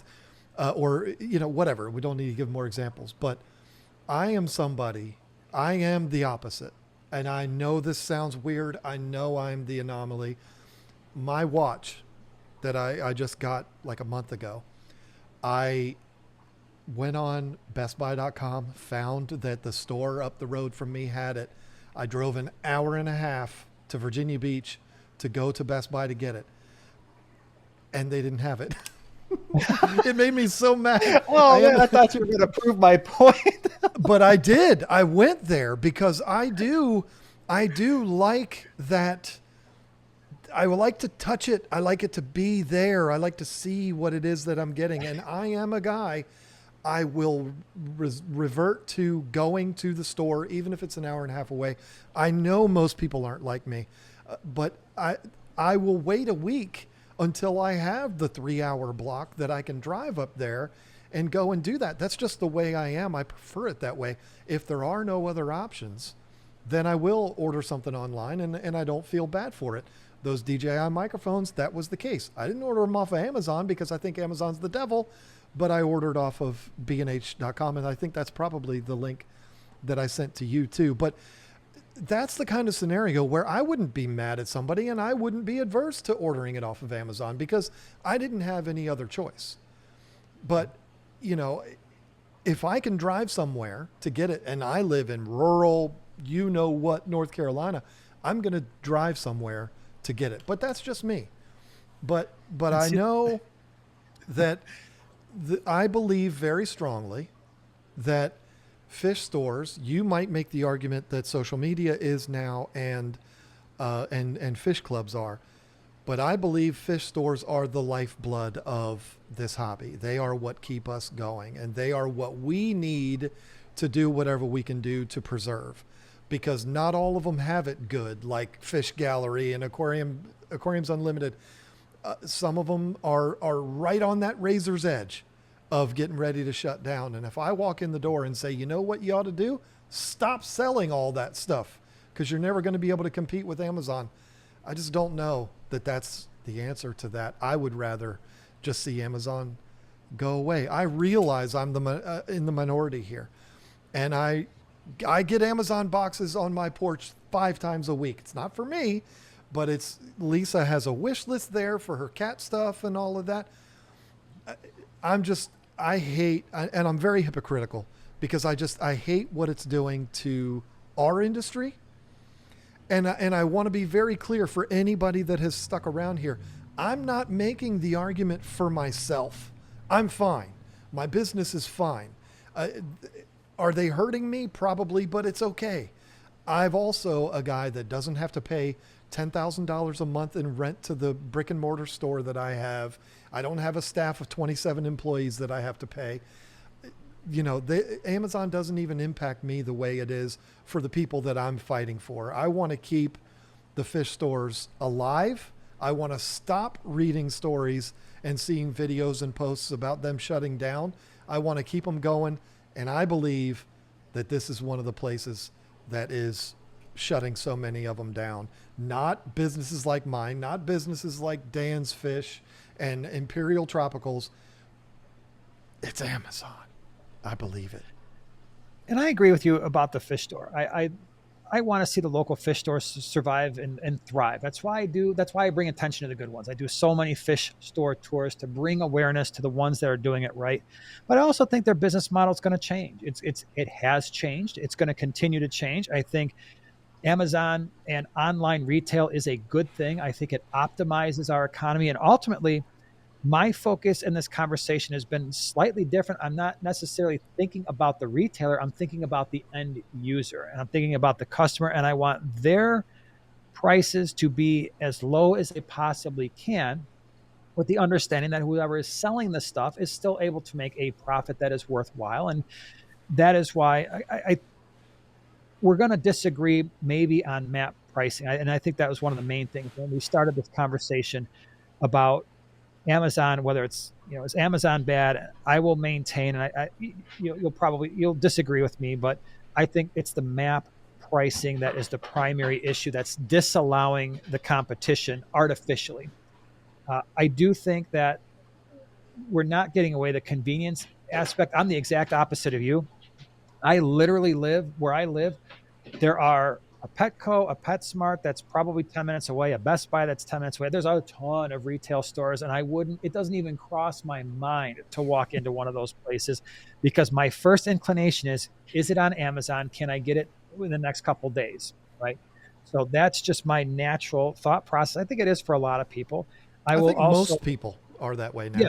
and I would also say that these cheaper products that are on Amazon for fish equipment, whether it's lights, heaters, filters, if after 2, 3, 4 years they're still selling the same product, still being manufactured the same way, and the quality is acceptable, then I think what we've learned, what the industry has learned, is these big time players are going to have to be more efficient in their pricing and their marketing and in their packaging and in their processes to compete with these other companies that are selling a product of similar quality but at a lower price and therefore providing a better value.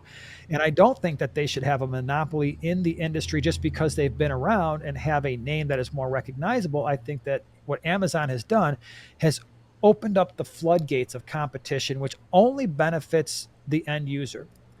The end user is going to have to be educated, and it's not something new and it's not something exclusive to fish keeping. You're going to have to look at reviews, and if you're not going to spend the time to do reviews on basic components of fish keeping, then I'm sorry, you're going to get burned. You You are get what going you to pay the deserve. price for being an uneducated consumer, and that's not just with fish keeping; it's with automobiles, electronics, clothes, anything else. So if you're not willing to spend the time to do the research, then you are going to get burned, and that's just part of being a well-informed consumer. We're still friends, aren't we? Well, of course we are, because in the end, I will tell you, just like you, and you and I fully agree on this, I would much, much rather see you go to a retailer who has, and I said this before, has been connected to the hobby, who's providing you value outside of the product that is worth something, right? So when you go to keepfishkeeping.com, when you visit the retailers that you watch on YouTube that have provided you a value, you're supporting them. And that is, to me, a tremendous value, right? When they're giving you information, information is basically taking somebody's long held experiences and all the things that they've gathered throughout their fish keeping careers and hobbies and providing you that free of charge. The way that you reward them for that is if they're selling products, support them, right? And you're not getting that from Amazon. And that is absolutely true. And when you're buying those off-brand products, when you're buying the people who do the drop shipping, all you're doing is supporting somebody who is not supporting the hobby and has provided you no value other than saving a few bucks on a product. And the last thing that I want to say on it is the last thing that I said on my video on it. Is repeating again. Jason and I have been on different sides of this argument, and that's totally fine. But I want to be very clear. I am not mad at anybody that makes the decisions that they make. It's your money. You earned it. Spend it where you want to spend it. I just want you to know I'm not mad at you. But when you take advantage of these $38 for 6 emerald resboras and you buy the Ukishiba heater, you are contributing to this problem and you forfeit your right to be able to complain about so many mom and pop fish stores shutting down. It's happening. It's not happening because of companies like mine, because I'm not undercutting the competition. I follow the rules. It's Amazon and it's the idiots that are selling on Amazon that aren't following the rules. I don't care what Jason says. They're not following. He doesn't want the rule anymore, but the fact is the rule is still there and they're not following it. That is what's shutting the business down, not people's lack of adaptation, not it. That is it. There's a lot of problems in our industry, but Amazon is a big, big one of them. And so you, the Amazon user, you can't complain about fish stores shutting down. You can be sad about it, but you can also be even more sad when you know that you kind of contributed to that. That's all I'm saying about this. I'm not mad at you for it because I'm fine, but I don't want to see my local fish stores close down because, like I said, I think they are the lifeline, the life's blood of this. Before social media, fish stores was our social media. You know, when you're watching social media, Jason, you encounter this too, because you and I have talked about this. You find that channel that you like and you connect with for some kind of a reason. You want to support that channel. This is why I get orders on my website. This is why you sell fish on your website, because people develop a connection with us. As weird as it sounds, it happens. And we didn't have that 20 years ago. We developed that connection with our fish store. And so the feelings that you have for your favorite YouTubers right now that just make you want to support them, that was the fish store to us. And I want that to come back. I don't want social media to disappear, because then I'd have to go get a job, a real job. But, you know, I want people to go back to the fish store, stop ordering off Amazon, and only order from me when you can't get what you're looking for at the local fish store. That's my final word on that. Going to give you the last word, though, because I don't want this to seem like it was like I had to have the last word. Oh, no, I agree with you. I think I said everything I need to say. Support the people who have provided value to you, whether it's social media or local fish stores. That's the thing to do. Absolutely. See that? We can be good friends. I don't even really think that was an argument. That was more of just a conversation. But we can completely disagree on things. We can call each other's names, and we can make fun of each other's mothers, and we still can be friends at the end of the day. What did we do? I know it's been a long conversation, but I don't remember saying anything about your mom. Boy, you better be lucky you didn't say nothing about my mama. Anyway, this was actually fun. I'm not going to lie. I was not nervous, but I was very anxious to know how this was going to go. I knew that it was going to end the way it is. I mean, you know, it'd take a lot more to get me to curse you, but, you know, I knew it was going to be a fun discussion, but, you know, you never know how these things are going to go. 1 hour and 56 minutes. Of course, John ranting about Amazon turns out to be our longest episode that we've ever had, but it was fun. We talked about it for months. I think it was worth the hype. Oh, yeah. Oh, yeah. So thank you all so much for tolerating me on this episode. Remember, I'm not mad at you. Just don't order off Amazon. Order anywhere but Amazon. But go to your local fish store, and when you walk in the door, say, I'm here, not because of Jason. Jason doesn't want you to sell anything. I'm here because because of John. Because John from KG Tropicals told me to come here. And say hi to Billy Jason Bob from for me. Prime Time Aquatics. They sent you. Thank you all so much for hanging out with us. This was a lot of fun. Hopefully next time we record a batch of these, I've got my new internet. Won't life be so much better? But until that happens, thank you for hanging out with us, and we'll see you next week.